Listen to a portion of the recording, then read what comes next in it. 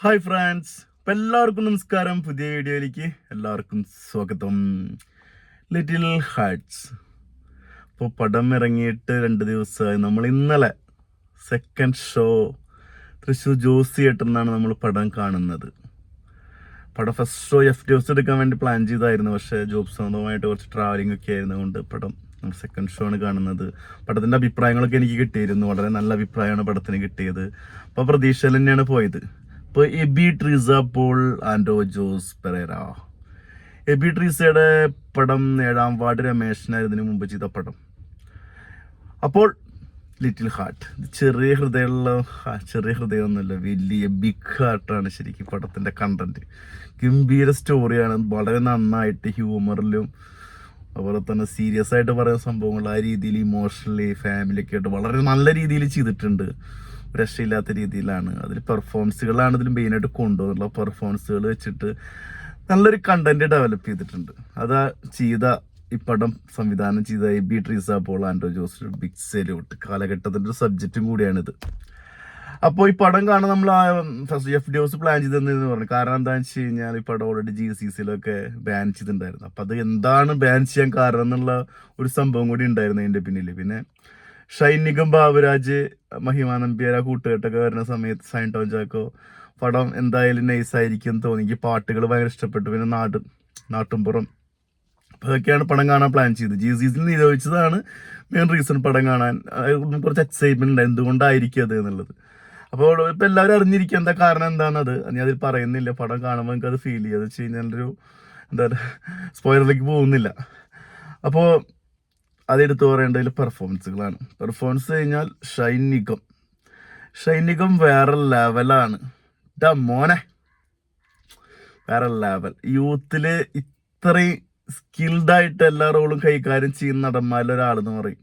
കാരണം ഈ പടം എന്ന് വെച്ച് കഴിഞ്ഞാൽ നമ്മൾ RDXൽ കണ്ടു ആളുകൾ ഒരുപാട് പടങ്ങൾ പെർഫോം ചെയ്തിട്ടുണ്ട്. പക്ഷെ ഈ പടം എന്ന് വെച്ച് കഴിഞ്ഞാൽ ആൾ അത്യാവശ്യം ഹ്യൂമറും സീരിയസ് ആയിട്ട് ഒരു റോള് കൈകാര്യം ചെയ്യുന്നുണ്ട്. അത്യാവശ്യം ഹ്യൂമറാണ് എല്ലാം കൈകാര്യം ചെയ്യുന്നത്. അച്ഛനും മോനും തമ്മിലുള്ള റിലേഷൻഷിപ്പിൻ്റെ അതിൻ്റെ ഒരു ബന്ധവും അമ്മയില്ലാണ്ട് ഇവർ തമ്മിലുള്ള മകൻ ഷൈനിക്കും അച്ഛന് കൊടുക്കുന്ന ഒരു പോസിറ്റീവ് എനർജി, ഇവൻ അച്ഛൻ്റെ ഒരു കല്യാണക്കാര്യത്തിന് വേണ്ടിയിട്ടായാലും കൊടുക്കുന്ന ഒരു പോസിറ്റീവ് എനർജി, അവർക്കൊരു പ്രണയം ഉണ്ട് അതിന് വേണ്ടി കൊടുക്കുന്ന എനർജി ഒക്കെ ഭയങ്കര രസമായിട്ട് ചെയ്തിട്ടുണ്ട്. പിന്നെ ഇവര് ഫാമിലി ആയിട്ട് രണ്ട് ഫാമിലികളിൽ തമ്മിൽ നടക്കുന്ന ഒരു ഇൻസിഡന്റ് ആണ് ഇതിന്റെ കഥയായിട്ട് വരുന്നത്. അവർ തമ്മിലുള്ള ബന്ധം മാസ് കണക്കിനടുത്ത് മാസ് സീരിയസ് ആയിട്ട് ഫ്ലെക്സിബിൾ ആയിട്ട് ചെയ്യുന്ന ഒരു ക്യാരക്ടറാണ് ഷൈനികത്തിനെ കണ്ട ഒരു രക്ഷയില്ല. പിന്നെ ബാബുരാജ് നമുക്കറിയാം, ഒരുപാട് പടങ്ങളിൽ കോമഡി ചെയ്തിട്ടുണ്ട്. സാൾട്ട് ആൻഡ് പെപ്പറിലൂടെയാണ് ആൾ സ്റ്റാർട്ട് ചെയ്യുന്നത് തോന്നി എനിക്ക്. ഇനി ഗവി, മായ, മോഹിനിയൊക്കെ തകർപ്പൻ പെർഫോമൻസുകൾ ചെയ്തിട്ടുണ്ട്. കുറച്ച് കാലമായിട്ട് ആൾ അത് വിട്ടു നിൽക്കുക. കാരണം എന്താ വെച്ച് കഴിഞ്ഞാൽ ഒരുപാട് പടങ്ങളിൽ കണ്ട സബ്ജക്റ്റ് ആയതുകൊണ്ട് എനിക്ക് പെട്ടെന്ന് അക്സെപ്റ്റ് ചെയ്യാൻ പറ്റിയ ഒരു ബുദ്ധിമുട്ടൊക്കെ തോന്നി. പിന്നെ 1-2 പടങ്ങളൊക്കെ ചെയ്തപ്പോൾ എനിക്ക് വലിയ ഇഷ്ടപ്പെട്ടില്ല. ഈ 3 പടം എനിക്ക് ഭയങ്കരമായിട്ട് ഇഷ്ടപ്പെട്ടു ബാബുരാജിന്റെ. അതിനുശേഷം ചെയ്യുന്ന ഒരു കോമഡി ഫിലിമാണ് ആള്. പപ്പന്റെ ക്യാരക്ടറാണ് ഷൈനികത്തിന്റെ. അതിഗംഭീരമായിട്ട് ചെയ്തിട്ടുണ്ട്. നല്ല മസിലുള്ള അതിനു വേണ്ടി ഹാർഡ് വർക്ക് ചെയ്യുന്ന എക്സസൈസ് ഒക്കെ ചെയ്തിട്ട് ഡെവലപ്പ് ചെയ്യുന്ന കുറച്ച് പേടിയൊക്കെ ഉള്ള ഒരു കാമുകനായ ഒരു അച്ഛൻ. അടിപൊളി ക്യാരക്ടറാണ്. ഇവർ തമ്മിലുള്ള ഒരു കെമിസ്ട്രി ശരിക്കും വർക്കായിട്ടുണ്ട്. രക്ഷയിൽ ഒരു മഹിമ നമ്പ്യാരും ഷൈനികം തമ്മിലുള്ള കോമ്പിനേഷൻ നമ്മൾ RDXൽ കണ്ടതുപോലെ തന്നെ നൈസായിട്ട് ചെയ്തിട്ടുണ്ട്. ഒരു തമ്മിലുള്ള റൊമാൻസ് സീനുകളും കാര്യങ്ങളൊക്കെ അടിപൊളി. മഹിമ നമ്പ്യാർ നൈസായിട്ട് ചെയ്തിട്ടുണ്ട്. അത് ആള് അടുത്ത സ്റ്റെപ്പിലേക്കൊക്കെ നായിക നടന്മാരിലേക്ക് കയറി വരുന്നൊരു നടിയും കൂടിയാണ്. അത് രക്ഷയിലാണ് ചെയ്തിട്ടുണ്ട്. പിന്നെ ഷൈൻ ടോൺ ചാക്കോ കുറേ മാറ്റങ്ങൾ, ആളെ വോയിസ്, ആളുടെ സ്ഥിരം ശൈലിയിൽ നിന്നൊക്കെ മാറി ചെയ്തിട്ടൊരു ഫിലിമാണ്. അത് രസമായിട്ടുണ്ട്. എന്ന് വെച്ച് കഴിഞ്ഞാൽ വെറുപ്പിക്കാത്ത രീതിയിൽ ആള് നല്ല പെർഫോമറാണ് നമുക്കറിയാം. പക്ഷെ കുറച്ച് കാലങ്ങളായിട്ട് ആളൊരു സെയിം പാറ്റേൺ തന്നെ ഇംപ്ലിമെന്റ് ചെയ്യുന്നുണ്ട്. അപ്പോൾ അത് മാറ്റിയിട്ട് നൈസായിട്ട് ചെയ്തിട്ടുണ്ട് ഷൈൻ ടോൺ ചാക്കോ. രഞ്ജി പണിക്കർ ഇവര് ഫാമിലി ഫ്രണ്ട്സാണ്. ചെറുപ്പം മുതൽ ബിസിനസ്സും കാര്യങ്ങളൊക്കെ വെച്ച് കൃഷിയൊക്കെ ചെയ്തിട്ടുള്ളൊരു ക്യാരക്ടറാണ്. ബാബുരാജിന് ജോൺസൺ എന്നാണ് ക്യാരക്ടർ പേര് വരുന്നത്. അപ്പോൾ ഇവർ അടുത്ത ബന്ധമാണ്, ഒരു കുടുംബം പോലെയാണ് ഇവർ 3 പേരും.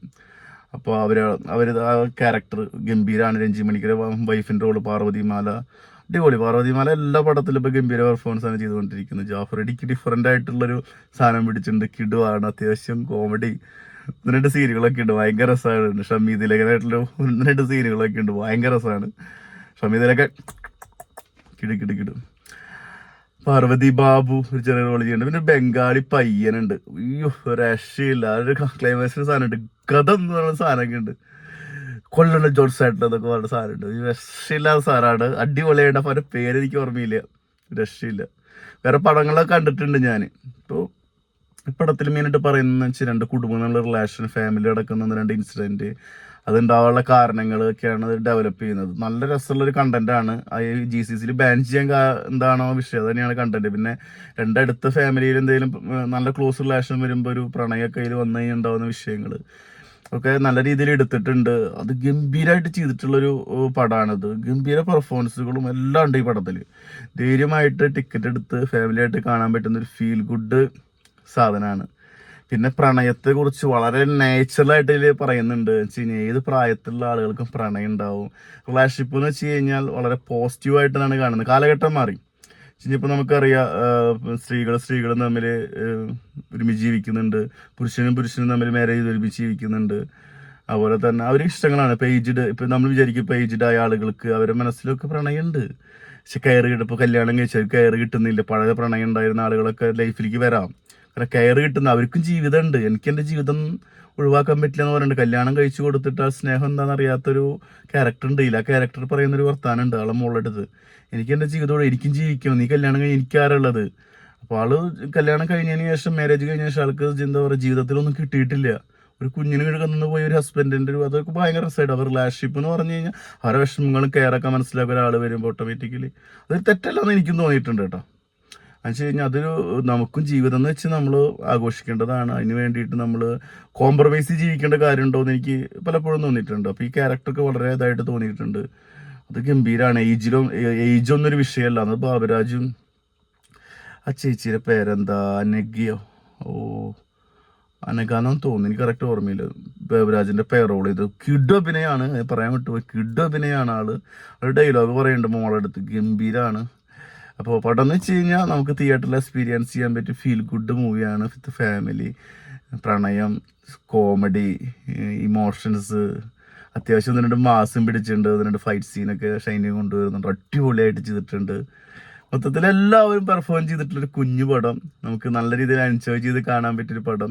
പിന്നെ ഈ പടത്തിന് ഒരുപാട് ഡീഗ്രേഡിങ് നടക്കുന്നുണ്ട്. അത് ഷൈനിക ആയതുകൊണ്ടാണെന്ന് എനിക്ക് തോന്നുന്നു. കാരണം അതിന് മുമ്പ് ഷൈനിക ആയിട്ടുള്ളൊരു ഇവരൊരു അഭിമുഖം, മറ്റേ ഫിലിം പ്രൊമോഷൻ ഭാഗമായിട്ടൊരു ഇൻസിഡന്റ്, ആൾ പറഞ്ഞൊരു വേർഡ്, അതൊക്കെ എടുത്ത് പൊക്കി ഒരുപാട് പേര് കൊണ്ടുവരുന്നുണ്ട്. അത് ആരാന്നൊക്കെ നമുക്കറിയാം. ഇപ്പോൾ നിമുകുന്ന ഫാൻസ് എന്നൊക്കെ പറഞ്ഞിട്ട് കുറേ പേര് അത് ഫേക്ക് ആയിരിക്കും എന്നറിയില്ല. പക്ഷെ എന്തായാലും ഡീഗ്രേഡി നല്ല രീതിയിൽ നടക്കുന്നുണ്ട്. പക്ഷെ ഡീഗ്രേഡി നടത്തിയിട്ടൊന്നും കാര്യമില്ല. പടം കയറുന്നത് യാതൊരു സംശയമില്ല. ഉള്ള സാധനമുണ്ട്. അപ്പോൾ തിയേറ്ററിൽ പോയി കാണാൻ പറ്റുന്ന, ഫാമിലിയായിട്ട് എൻജോയ് ചെയ്യാൻ പറ്റുന്ന ഒരു ചെറിയ ഹൃദയമുള്ള വലിയ ഹൃദയത്തിൽ ചിന്തിക്കാവുന്ന ഒരു കുടുംബത്തിന്റെ കഥയാണ്. അടിപൊളിയാണ്. പിന്നെ ലൊക്കേഷൻസ്, ബാക്ക്ഗ്രൗണ്ട് ടീം ഒക്കെ നൈസായിട്ട്, BGM, പാട്ടുകൾ, എനിക്കെല്ലാം കൊണ്ടും ഒരു ഫീൽ ഗുഡ് എക്സ്പീരിയൻസ് കിട്ടി. ഞാൻ എൻജോയ് ചെയ്ത് കണ്ട മൂവി ആയിരുന്നു. നല്ല ഫാമിലി ഉണ്ടായിരുന്നു. ഹൗസ്ഫുൾ ഷോ ആയിരുന്നു. അപ്പോൾ നിങ്ങൾ പടം കണ്ട് നിങ്ങളുടെ അഭിപ്രായങ്ങളും കാര്യങ്ങളും വിലയിരുത്തുന്നത് എൻ്റെ പേഴ്സണൽ ഒപ്പീനിയനാണ്, എൻ്റെ മാത്രം അഭിപ്രായമാണ്. അപ്പോൾ നിങ്ങൾ വിലയിരുത്തുക. അപ്പോൾ വീഡിയോ ഇഷ്ടപ്പെട്ട എല്ലാവരും ലൈക്ക് ചെയ്യുക, ഷെയർ ചെയ്യുക, സബ്സ്ക്രൈബ് ചെയ്യുക. അടുത്തൊരു വീഡിയോ ആയിട്ട് വീണ്ടും വരാം. ഓക്കെ, എല്ലാവരും സപ്പോർട്ട് ചെയ്യുക. Okay, thank you.